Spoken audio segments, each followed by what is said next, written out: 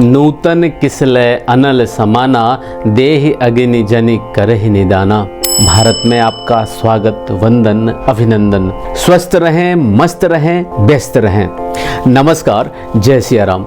श्री गोस्वामी तुलसीदास जी के द्वारा रचित श्री रामचरितमानस के पंचम सोपान सुंदर कांड की 109वीं चौपाई कथा उस समय की है कि जब हनुमान जी महाराज माँ जानकी जी की खोज करते हुए अशोक वाटिका में जाकर के देखते हैं कि माँ जानकी जी बहुत दुखी हालत में रहती है।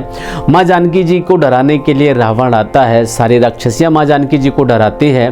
उन्हीं में त्रिष्टा एक राक्षसी थी जो भगवान श्री राम के चरणों में बहुत प्रीति रखती थी। वह सारी राक्षसियों से कहती है कि मैंने एक सपना देखा है, सपने में एक वानर आया है, रावण के किले को जला दिया है और रावण गधे में बैठ करके दक्षिण दिशा की ओर जा रहा है। ऐसी बातें जब त्रिष्टा करती है तो सारी राक्षसियां डर जाती हैं, डर करके माँ जानकी जी के चरणों में गिर जाती हैं और यहाँ वहाँ चली जाती हैं। उसके बाद त्रिष्टा का और माँ जानकी जी का बहुत सारा संवाद चलता है। उन्हीं में से माँ जानकी जी त्रिष्टा से कहती हैं कि मेरी जीने की इच्छा नहीं है, मेरे लिए चिता बना दे, उसमें आग लगा दे। ऐसी बातें जब माँ जानकी जी त्रिष्टा से कहती हैं तो त्रिष्टा माँ जानकी जी को समझाती है और समझा करके उसके घर चली जाती है। उसके बाद माँ जानकी जी अकेले खुद से ही बहुत सारी बातें कहती हैं। उन्हीं में से माँ जानकी जी अशोक वृक्ष जिसके नीचे बैठी थी उस पेड़ को देख करके कहती हैं कि मेरे शोक को हर ले और अपने नाम को सत्य कर।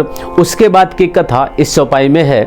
नूतन मतलब नए, किसलय मतलब कोमल पत्ते, अनल मतलब आग अग्नि, समाना मतलब समान, देह मतलब दे, अग्नि मतलब अग्नि आग, जनि जनि का मतलब होता है उत्पत्ति और इसका मतलब एक होता है निषेध ना, करहि मतलब करना, निदाना निदाना मतलब होता है समाधान या फिर यूं कहें रोग का अंत।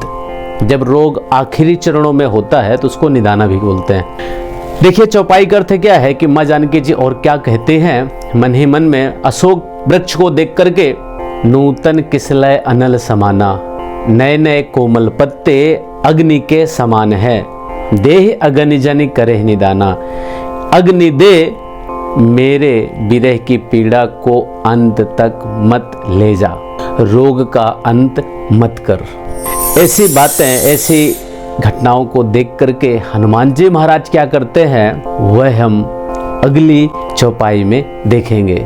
जय सिया राम, जय हिंद।